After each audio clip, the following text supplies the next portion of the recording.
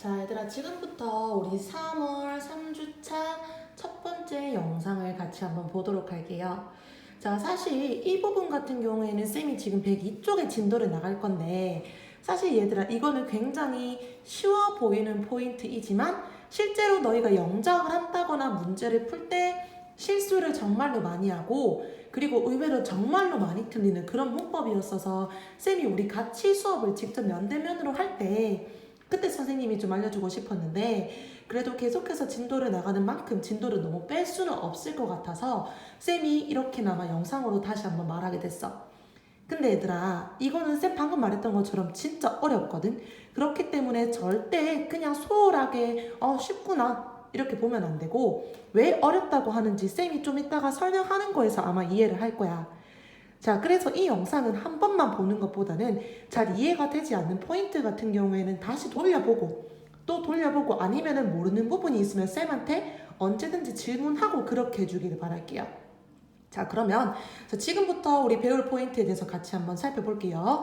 자, 유닛 20입니다. who, that, which를 배울 건데, 자, 우리가 잘 아는 단어들이죠. 잘 아는 단어들이고, 이 단어들은 얘들아, 우리가 여러 가지 품사 중에서 이 단어들은 우리가 무슨 사라고 한다? 바로 의문사라고 한다고 해서 이번 시간과 다음 시간, 그리고 그 다음 시간까지 우리가 이 의문사에 대해서 배워볼 거다라고 됩니다. 그러면 얘들아, 의문사라는 게 어떤 걸 나타내냐라고 하면은, 의문사라는 것은 우리가 이제 한국에서 표현하기로는 어떤 사건이 있어. 예를 들어서 어떤 사건이나 혹은 어떤 상황에 대해서 너희가 설명을 하라 라고 말했을 때 선생님이 이렇게 말하는 경우가 있을 거야. 자, 빠짐없이 어떤 일이 일어났는지에 대해서 뭐에 준해서 말해보라. 바로 육하원칙에 준해서 이야기를 해보라 라고 한 거를 친구들이 한 번씩 들어봤을 거야. 자, 그러면 육하원칙에 준해서 해보라 라고 하는 게 무슨 뜻이냐? 쌤이 지금 얘들아 하나 문장을 적어놨어요.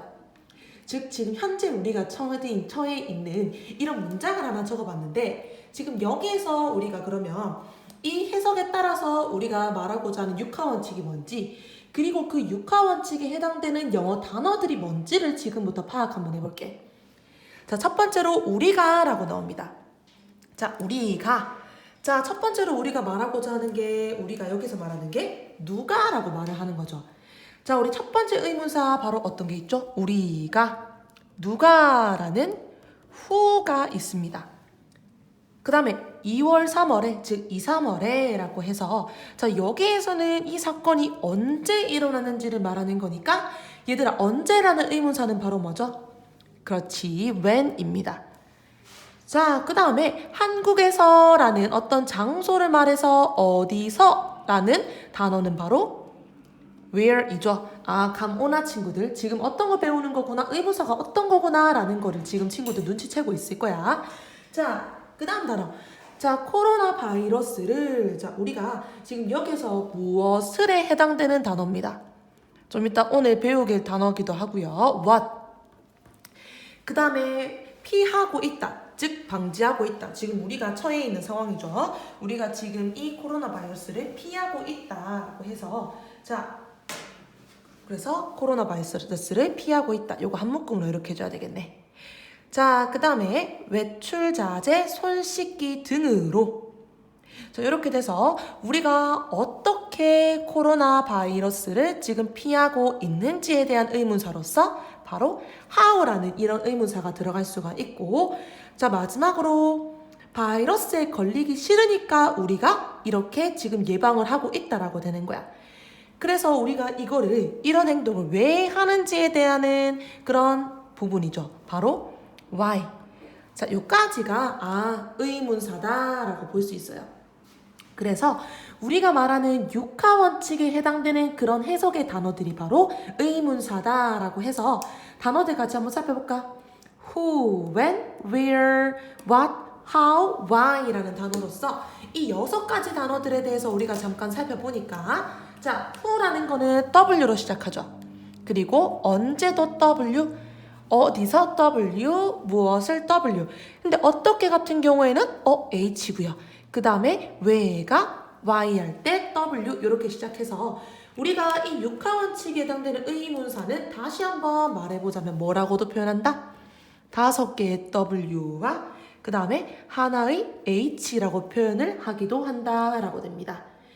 그래서 우리가 이 단어들에 해당되는 게 바로 의문사다라고 볼 수 있는데요. 자, 그러면은 의문사가 어떤 것들이구나 라는 거를 우리가 지금 여기에서 파악을 했어. 자, 그러면 의문사라는 거에 대해서 우리가 오늘 볼 것은 이 3가지 의문사고 이 3가지 의문사를 통해서 우리가 문장을 만드는 방법을 같이 한번 배워볼 겁니다. 자, 그러면 얘들아 첫 번째로 우리 지금 배울 의문사는 바로 who로 가보도록 할게요.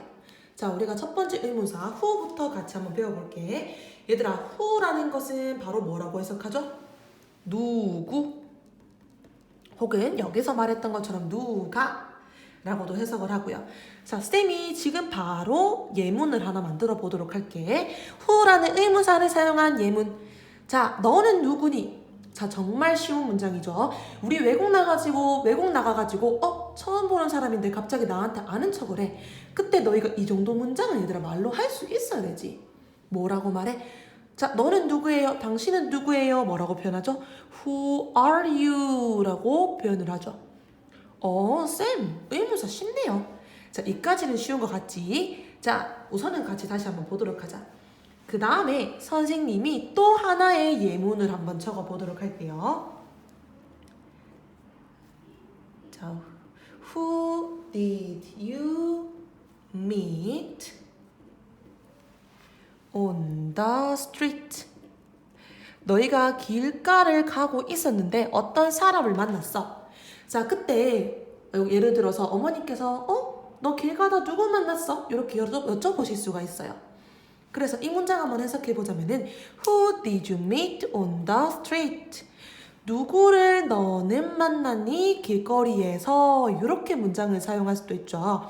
여기에서는 쌤이 뭐라고 해석했어? who를 누구를 너는 만났니? 라고 했죠. 자, 우리가 who라는 단어가 여기에서 사용되는 것처럼 누구를 이라고도 사용이 될 수가 있지만 얘들아, 우리 을을에 해당되는 거는 바로 우리 직전의 형식에서 배웠었죠. 을을에 해당되는 것은 바로 뭐였죠? 목적어였죠. 그렇기 때문에 누구를 이라는 것은 바로 을은 목적격입니다. 얘들아, 우리가 who라는 걸로써도 누구를 이라고도 해석할 수 있지만 얘를 목적격으로 사용하기 위해서는 이 단어를 하나 살짝 스펠링을 넣어줘도 돼. 어떻게?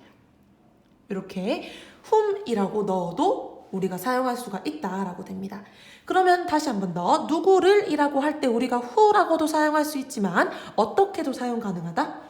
보는 것처럼 whom이라고도 사용이 가능하다라고 해서 자, who라는 파트에서 선생님이 하나 더 추가를 할게요.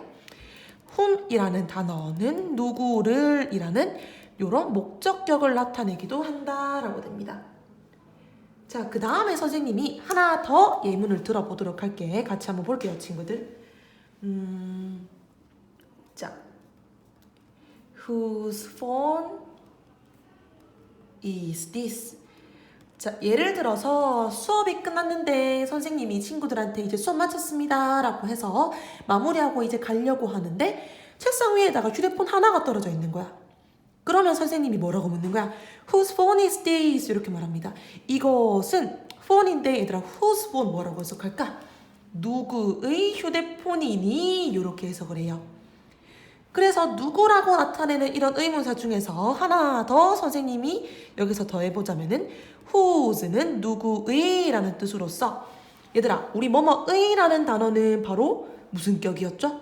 우리 인칭 대명사에서 배웠죠.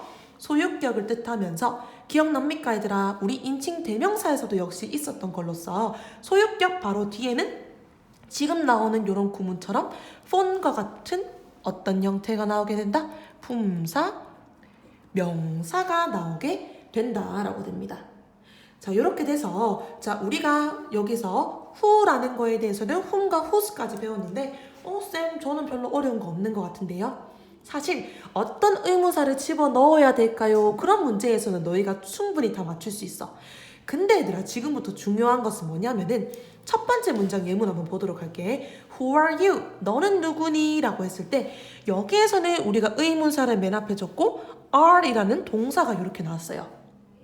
근데 두 번째 문장 보니까 우리 여기에서 who 혹은 whom did you meet on the street? 이 문장 보니까 우리가 여기에서 동사 같은 경우에는 meet가 바로 동사죠. 근데 얘가 이렇게 지금 의문사 바로 뒤에 나온 것이 아니라 갑자기 did라는 애가 나오고 그 다음에 이렇게 meet라는 동사가 뒤로 나오게 됐어. 왜 이렇게 될까요? 선생님, 얘랑 형태가 달라요. 즉 얘들아, 눈치챈 친구들이 있습니까? are 같은 경우에는 무슨 동사야? 알다시피 are은 비동사고요. 그 다음에 meet 같은 경우에는 만나다 라는 뜻을 가지는 일반 동사죠. 자, 얘들아, 그러면 정리해보자면 우리가 요 의문사가 들어간 그런 의문문을 적을 때 들어가는 동사의 종류에 따라서 우리가 문장의 형태, 즉 다시 말해서 문장의 순서가 달라지게 된다라고 됩니다. 자, 그래서 이게 선생님이 어렵다라고 했던 걸로써 당연히 어렵겠지, 얘들아.